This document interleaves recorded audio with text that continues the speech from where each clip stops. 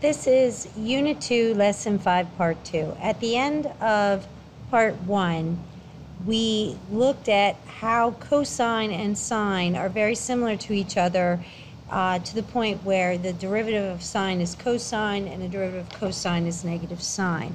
And I also stated what the derivative of tangent is. You can check derivatives and their functions using the graphing utility on your calculator. So as you can see in this picture, if you put under y equals on your 84 to take the derivative of sine x with respect to x, you're going to get a graph that will be the graph of the derivative. So for instance, I put in there d dx, so I got that from math number 8, which is n deriv, and then I added the sine x. And the only thing that is different is the fact that I don't have a numerical value there. I have with respect to x. So when I press graph, what you see is I have the graph of the cosine function, which is the derivative of the sine function. You can see that at 0, you're at its maximum of 1, and it follows the period of the cosine graph. And the same is true if you do it in the Inspire. You can open up a graph page, you can press your palette, and you can choose the option that I have set up there, which is just d whatever, and in our case it's going to be d dx. And I'm going to put in the x, and then I'm going to put the function in the parentheses, which is sine x. And it's not asking for a value, so when I hit enter, and again, I'm going to have the graph of the cosine function. So you can see the graph of the derivative using that feature in your calculator. Okay, so now we're going to verify these derivatives, and we're going to do that using a couple properties that we have for derivatives. The first one is from our squeeze theorem, is the derivative as h approaches 0 of sine h over h. You want to remember that that is equal to 1, and the derivative as h approaches 0, the limit, I'm sorry, not derivative, the limit, as h approaches 0 of cosine h minus 1 over h is going to be 0. And then we're going to use our sum of angles for cosine and sine. So just to remember, the cosine of x plus h is going to be the cosine of x, cosine of h, minus the sine of x, sine of h. And for sine, the sum property is, it's going to be the sine of x, cosine of h, plus the cosine of x, sine of h. Okay, so we're going to use those two properties to derive these using the difference quotient. Okay, so we're supposed to show that the derivative of sine is cosine. So using our difference quotient, we're finding f prime of x, and that's going to be the limit as h approaches 0 of f of x plus h, so that's going to be sine of x plus h minus f of x, which is sine x, all over h. And now I am going to use my sum of angles property to expand the top. So I have the limit as h approaches 0 of sine x cosine h plus cosine x sine h, and then I have this minus sine x, and this is all over h. So now what I'm going to do is I'm going to take the two terms that have sine, and I'm going to factor that sine out.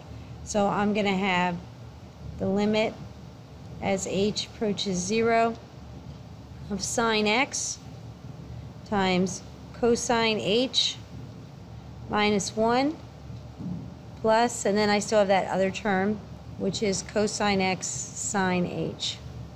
And this is all over h. Now I'm going to divide this up using my two squeeze theorem limits. So what I have here is I'm going to have the limit as h approaches 0 of sine x cosine h minus 1 over h plus the limit as h approaches 0 of cosine x sine h over h. Okay, so I want you to notice this. That's one of our squeeze theorem limits, and here is the other one. So the first one is going to give us 0 because we're going to have sine x times 0, plus the other one, the second one, this one here, has a limit of 1, so we get 1 times cosine x. So our derivative ends up being cosine x. Okay, now doing the how do we get negative sine, and the process is going to be very similar. So we're starting with f prime of x and using the limit as h approaches 0 of cosine of x plus h minus f of x, which is cosine x. That's all over h.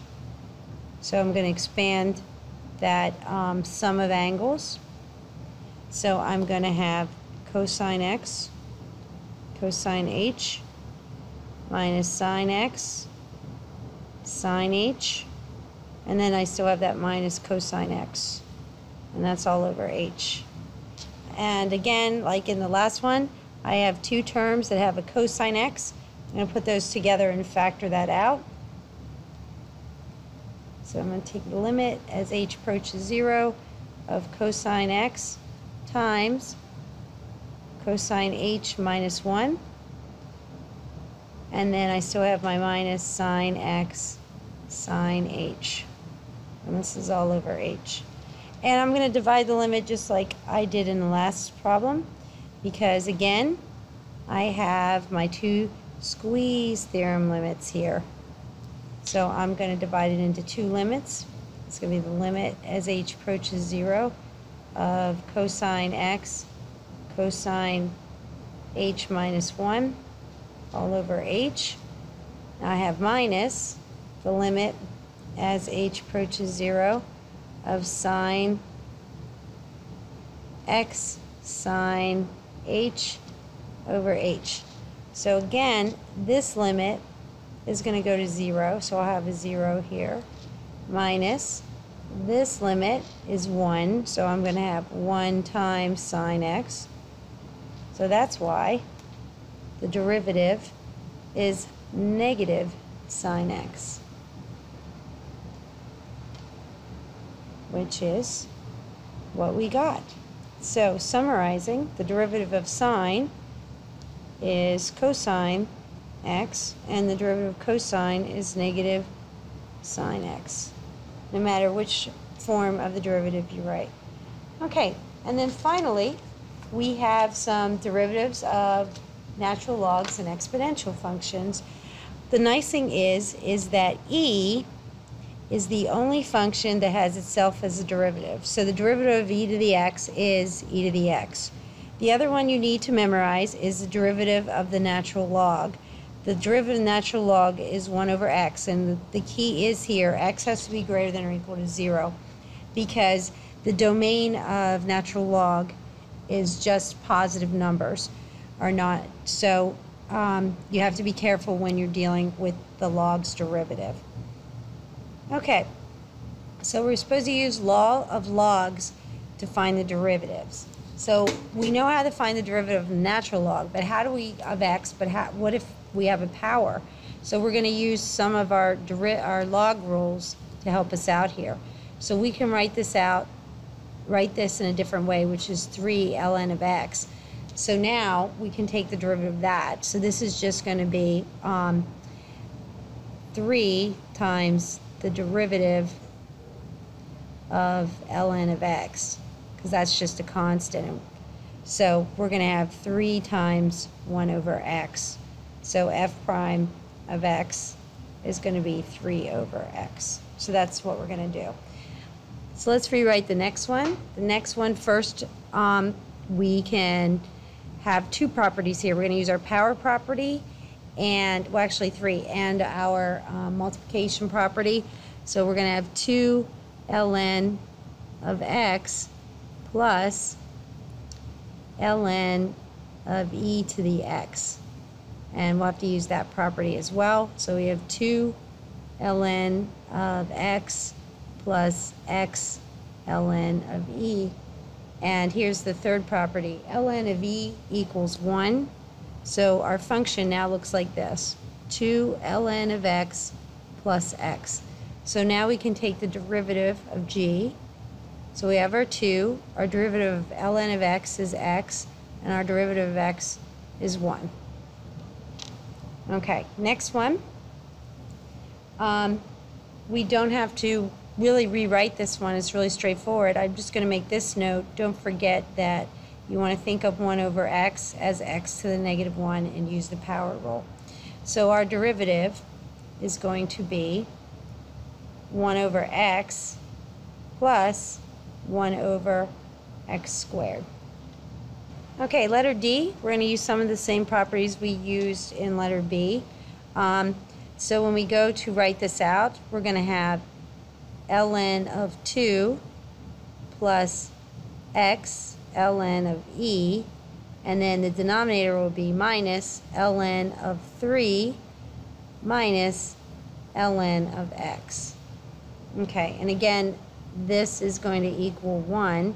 So our function y becomes ln of 2 plus x minus ln of 3 minus ln of x. So now we can take the derivative. Y prime is going to be, that's going to be 0. It's just a number, plus 1.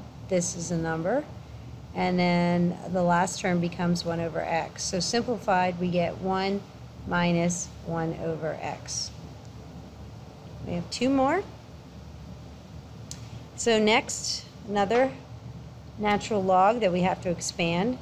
F of x is going to become ln of 4 plus 3 times ln of x plus x ln of e. So this is equal to ln of 4 plus 3 ln of x plus x. Now taking the derivative, so f prime of x becomes, again we're going to have a 0 because ln of 4 is a constant, plus 3 over x plus 1.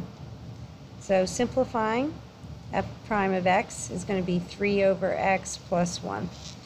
And then finally our last one, we're going to rewrite this function g of x. So it says pi, remember pi is a number, e to the x minus x to the negative 2/3. So our derivative is going to be, remember e to the x is its own derivative, so this is just going to be pi e to the x, and then we're going to have plus 2 over 3x to the 5/3, because we'll have to subtract 1. We're going to do minus 3 over 3, so we get a negative 5/3 or a positive 5/3. So that wraps up the section on basic derivatives.